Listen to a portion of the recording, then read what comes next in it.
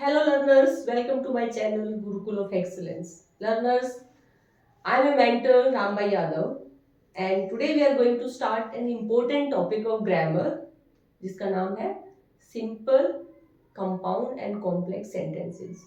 Learners, ये बड़ा ही confusing सा बच्चों में रहता है कि ये सेंटेंस कौन सा है, सिंपल है, कंपाउंड है, कॉम्प्लेक्स है. चलो देखिए बड़े इजी तरीके से मैं आपको बताती हूँ, आपको बड़े अच्छे से क्लियर हो जाएगा. See the examples.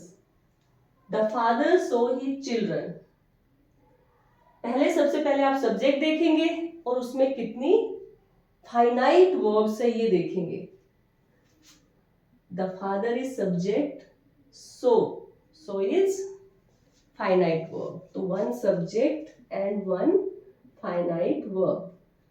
तो जिस सेंटेंस में एक सब्जेक्ट हो और एक फाइनाइट वर्ब हो ऐसे सेंटेंस को बोलते हैं सिंपल सेंटेंस. तो इस sentence which consist of a single close, इसको ये भी कह सकते हैं जिस सेंटेंस में एक क्लोज हो उसको सिंपल सेंटेंस बोलते हैं. इसमें एक ही फाइनाइट वर्ब मिलेगी. फाइनाइट वर्ब कौन सी होती है? फाइनाइट वर्ब वो होती है जो पर्सन, नंबर या टेंस के अकॉर्डिंग चेंज होती है. That is called finite verb. जैसे मैंने लिखा द फादर, सो अगर इसका टेंस चेंज कर दे द फादर सीड हो जाएगा. और अगर यहाँ पे the father and mother present tense में सी हो जाएगा. तो जो सो वर्ब है वो कौन सी वर्ब है? फाइनाइट वर्ब है. तो आपको क्लियर हो गया होगा कि फाइनाइट वर्ब्स क्या होती है? जो पर्सन, नंबर और टेंस के अकॉर्डिंग चेंज होती है, जिनका टेंस होता है जो टेंस के अकॉर्डिंग चेंज होती है. ठीक है. अब सेकेंड एग्जाम्पल पढ़िए. The father saw his children and he became happy. अब इसमें देखते हैं कितने सब्जेक्ट्स हैं. The father एक सब्जेक्ट, so एक वर्ब and he एक सब्जेक्ट, became फाइनाइट वर्ब. यानी कि वन सब्जेक्ट यहाँ पे ये हो गया, ही यहाँ पे सेकेंड सब्जेक्ट हो गया, so फाइनाइट वर्ब हो गई, became फाइनाइट वर्ब हो गई. यानी कि इस सेंटेंस में एक से ज्यादा सब्जेक्ट है और एक से ज्यादा फाइनाइट वर्ब है. और देखिए the father so his children, ये अगर इतना ही पार्ट ले लेते हैं तो यहाँ फुल स्टॉप लगा दे तो क्या होगा? ये कंप्लीट सेंटेंस बन जाएगा. और दूसरा ही बिकेम हैप्पी, अगर हम यहाँ से सेंटेंस स्टार्ट करते हैं ही बिकेम हैप्पी और आगे वाले पार्ट को हटा देते हैं तो ये भी एक कंप्लीट सेंटेंस बन जाएगा.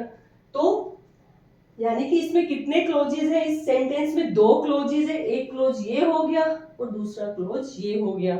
आपस में किससे कनेक्टेड है? ये कंजंक्शन एंड से कनेक्टेड है.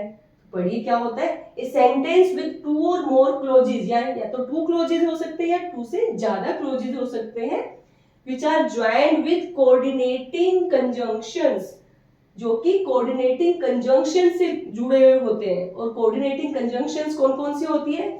एंड, बट, और, सो, अदरवाइज, ईदर और, नीदर नोर एक्सेट्रा, कि जो इन कंजंक्शंस के थ्रू जुड़े होते हैं और उनका आपस में एक दूसरे से कनेक्शन नहीं होता, वो आपस में सिर्फ जुड़े होते हैं. सपोज मैं कहती हूँ कि I go to school and I work there. तो आई गो टू स्कूल एक अलग सेंटेंस हो सकता है. अगर मैं यहाँ पे फुल स्टॉप लगा देती हूँ, दूसरा लगाती हूँ आई वर्क देयर, तो एक अलग सेंटेंस हो सकता है. तो दोनों आपस में सिर्फ एक कोऑर्डिनेटिंग कंजंक्शन से जुड़े होते हैं. तो इस तरह के सेंटेंस को हम बोलते हैं कंपाउंड सेंटेंस. तो अब तीसरा एग्जांपल देख लेते हैं. When the father saw his children, when the father saw his children, he became happy. तो इसमें पहले हम सब्जेक्ट और वर्ब्स देख लेते हैं. The father सब्जेक्ट हो गया, so फाइनाइट वर्ब हो गई, ही सब्जेक्ट हो गया, became फाइनाइट वर्ब होगी. यानी कि इसमें भी एक से ज्यादा सब्जेक्ट है और एक से ज्यादा फाइनाइट वर्ब है. यानी कि सिंपल तो नहीं है. अब आपको ये देखना है कि फिर ये कौन सा है.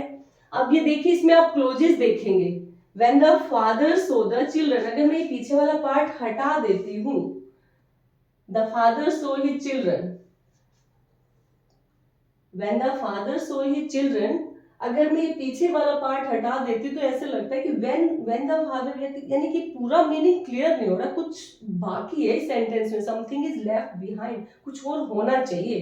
तो अगर आगे पढ़ेंगे ही बिकेम हैप्पी, अगर ये वाला आगे वाला पार्ट हटा देते ही बिकेम हैप्पी, तो इसका तो एक मीनिंग क्लियर है, लेकिन जो आगे वाला पार्ट है उसका मीनिंग सेकेंड पार्ट के होने पे क्लियर होता है। दोनों आपस में the father so his children, अगर इतना कर लेते हैं the father so his children he became happy, तो अगर ये दोनों है तो ये व्हेन है, व्हेन क्या है, ये कंजंक्शन है। कौन सी कंजंक्शन है? Subordinating conjunction. तो पढ़ते क्या होता है, a sentence with minimum 2 clauses, तो कम से कम 2 क्लोजेस होने चाहिए, join together with subordinating conjunction, जो आपस में किससे जुड़े होते हैं? Subordinating conjunctions. और सबऑर्डिनेटिंग कंजंक्शंस कौन कौन सी होती है? Like because, that, if, so that, WH words like what, when, where, whom, etc. तो अगर इस टाइप की कंजंक्शंस यानी सबऑर्डिनेटिंग कंजंक्शन से जुड़े हुए 2 क्लोजेस हो एक सेंटेंस में, और उसमें 2 या 2 से ज्यादा क्लोजेस हो, ऐसे सेंटेंस को बोलते हैं कॉम्प्लेक्स सेंटेंस। तो एक बार फिर से मैं आपको रिवाइज करा देती हूँ। सिंपल सेंटेंस में सिंगल सब्जेक्ट होता है, सिंगल फाइनाइट वर्ब होती है, ठीक है। और जो कंपाउंड सेंटेंस होता है उसमें 2 या 2 से ज्यादा क्लोजेस होते हैं, दोनों एक दूसरे पे डिपेंड नहीं करते, इंडिपेंडेंट होते हैं, आपस में सिर्फ कोऑर्डिनेटिंग कंजंक्शन से जुड़े होते हैं। और जो तीसरे तरह का होता है कंपाउंड सेंटेंस, उसमें 2 या 2 से ज्यादा क्लोजेस होते हैं, लेकिन वो किससे जुड़े होते हैं? सबऑर्डिनेटिंग कंजंक्शन से, और उनमें एक का मीनिंग दूसरे पे डिपेंड करता है। उनमें से एक तो ऐसा होता है जिसका खुद का मीनिंग अकेले रह सकता है दूसरे के बगैर, लेकिन जो दूसरा क्लोज होता है उसका मीनिंग पहले पे डिपेंड करता है, यानी कि जो दूसरा पार्ट है वो सेंटेंस में आगे भी लगा हो सकता है, सेंटेंस में पीछे भी लगा हो सकता है, लेकिन वो दूसरे पार्ट पे, यानी जो मेन पार्ट है उस सेंटेंस का, मेन क्लोज है, उस पे उसका मीनिंग डिपेंड करता है। उसको हम वैसे जो खुद अपना मीनिंग रखता है, जैसे ही बिकेम हैप्पी, ये इंडिपेंडेंट क्लोज हो जाएगा। And when the father so his children, इसको बोलते हैं डिपेंडेंट क्लोज, यानी कि जब एक इंडिपेंडेंट क्लोज हो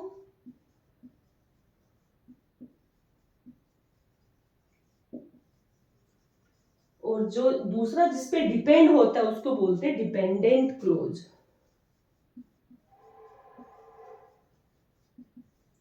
और दोनों, यानी कि इंडिपेंडेंट क्लोज का तो अपना एक इंडिपेंडेंट मीनिंग होता है, लेकिन डिपेंडेंट क्लोज हमेशा इंडिपेंडेंट क्लोज पे डिपेंड करता है। तो अगर इस तरह के क्लोजेस है, उस टाइप के सेंटेंस को बोलते हैं कॉम्प्लेक्स सेंटेंस। चलिए अब कुछ एग्जांपल्स देख लेते हैं जिससे कंपाउंड और कॉम्प्लेक्स सेंटेंसेस के डिफरेंसेस क्लियर हो जाएंगे। Let's see, I do not know, देखिए I do not know, this is one clause, why he has disturbed others. तो आई डू नॉट नो, इसका मीनिंग तो देखिए अपने आप में क्लियर है, ये प्रिंसिपल क्लोज हो जाएगा। Why he has disturbed other, अगर आगे वाला पार्ट ना हो तो पीछे वाले का मीनिंग अच्छे से क्लियर नहीं होगा, कंप्लीट क्लियर नहीं होगा, तो ये है डिपेंडेंट क्लोज। तो जिसमें डिपेंडेंट क्लोज और प्रिंसिपल क्लोज होता है, वो जो कौन सा सेंटेंस होता है, वो कॉम्प्लेक्स सेंटेंस होता है, तो ये कॉम्प्लेक्स हो जाएगा। अब नेक्स्ट देखिए, आई आस्क्ड हर, ये तो कंप्लीट सेंस दे जाए, लेकिन ये second part, if she can help me, अगर फर्स्ट पार्ट नहीं होगा if she can help me, तो इसका जो मीनिंग है वो अच्छे से क्लियर नहीं है, इसका मीनिंग फर्स्ट वाले पार्ट पे डिपेंडेंट है, तो ये प्रिंसिपल क्लोज हो जाएगा, ये डिपेंडेंट क्लोज हो जाएगा। सेंटेंस कौन सा होगा? कॉम्प्लेक्स। नेक्स्ट, आई नो, ये एक क्लोज हो गया। That the earth is round, इसका मीनिंग फर्स्ट वाले पार्ट पे डिपेंड है, यानी कि ये वन क्लोज हो गया, ये सेकंड क्लोज हो गया, लेकिन जो सेकेंड क्लोज है उसका मीनिंग फर्स्ट पे डिपेंडेंट है, तो ये कौन सा, ये भी कॉम्प्लेक्स सेंटेंस हो जाएगा। अब फोर्थ एग्जांपल देखिए, मैनी चिल्ड्रन केम हियर, ठीक है, दे प्ले डिफरेंट गेम्स, ये दो डिफरेंट क्लोजेज है, आपस में किससे कनेक्टेड है, एंड से कनेक्टेड है। एंड कौन सी है, कोऑर्डिनेटिंग क्लोज, कोऑर्डिनेटिंग कंजंक्शन है।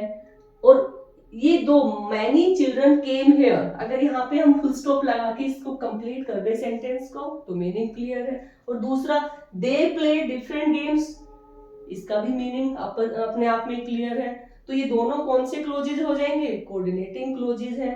तो इस टाइप का जो सेंटेंस होता है वो कौन सा होता है, वो कंपाउंड सेंटेंस होता है।